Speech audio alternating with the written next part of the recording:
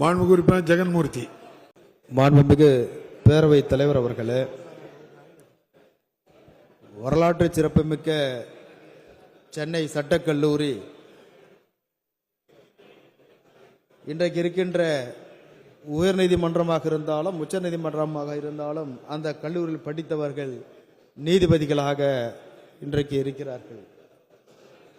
இப்படிப்பட்ட இந்த கல்லூரி சென்னையிலிருந்து 80 கிலோமீட்டர் ஒரு கிராமத்தில், திருவள்ளூர் மாவட்டத்தில் திருவள்ளூர் நகரத்தை தாண்டி 20 கிலோமீட்டருக்கு அப்பால் ஒரு சாதாரண கிராமத்தில் எந்த விதமான போக்குவரத்து வசதியும் இல்லாத கிராமத்தில் கல்லூரி நடைபெறுகிறது.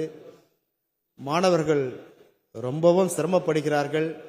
ஆகவே அந்த கல்லூரியை சென்னைக்கு மாற்ற வேண்டும், இல்லை என்றாலும் குறைந்தது திருவள்ளூர் மாநகரத்திலேயாவது அந்த கல்லூரியை மாற்றி, ஏன் நீதிமன்றம் அருகே கல்லூரியை வைக்கிறார்கள் என்று சொன்னால், மாணவர்கள் இன்டர்ன்ஷிப் என்கின்ற முறையில் அந்த பயிற்சி எடுப்பதற்கு வசதியாக இருக்கின்ற காரணத்தினால்தான் உலகம் முழுக்க இருக்கின்ற இந்த சட்டக்கல்லூரிகள் நீதிமன்றம் அருகே இருக்கின்றது.